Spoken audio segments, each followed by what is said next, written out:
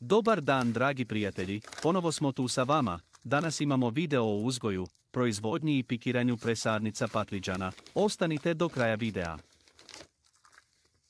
Za ovaj postupak vam je potrebno nabaviti kvalitetan supstrat, plastične čaše za rasađivanje i rasad patliđana, koji možete sami proizvesti u kontejnerima, pa krenimo.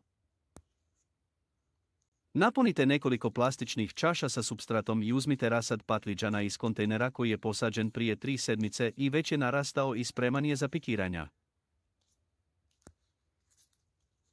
Rasad patliđana za sada izgleda vrlo dobro i zdravo, a vrijeme je fantastično da se krene u proces pikiranja, što je naredna faza prije sadnje u plasteniku ili u vrtu.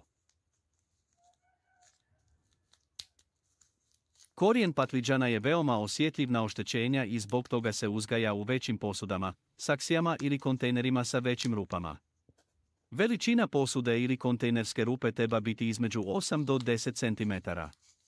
U manjim posudama dobit će se slabiji rasad koji će dati manji urod. Ovo radimo već dugo godina i idealno je jer patliđan na ovaj način stvori jak korijenski sistem što je bitno poslije za napredovanje biljke. Minimalna temperatura klijanja je 13 stepeni Celzijusa, a optimalna temperatura je 22 stepeni Celzijusa. Ne podnosi kolebanja temperature. Poslije tog perioda dnevna temperatura je između 20 i 26 stepeni Celzijusa, a noćna između 10 i 14 stepeni Celzijusa. Na ovaj način ćemo dobiti zdrave, jake sadnice otporne na bolesti.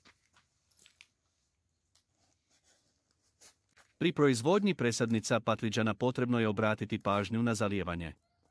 Patliđan ne voli preveliku vlagu i u odnosu na papriku i paradajze je osjetljiviji na višak vlage.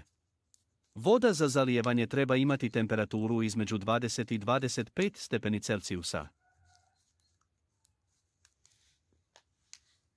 Nije potrebno ništa dodavati, kao što mnogi dodaju razne tekućine, niti sol, ulje i slično. Jednostavno radite to na ovaj način i imat ćete zdrave, kvalitetne i veoma plodonosne biljke, ako to uradite ovako.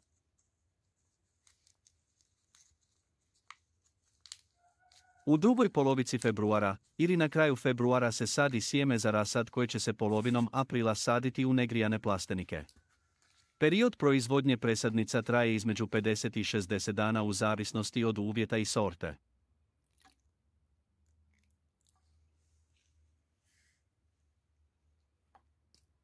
Na kraju postupka zalijte pikirani patliđan i radite to na 3. i 4. dan, naravno u zavisnosti od temperature.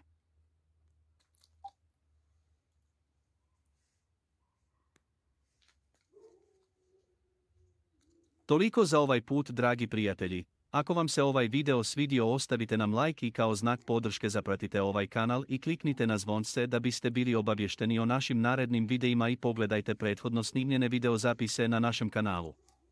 Ostajte zdravo!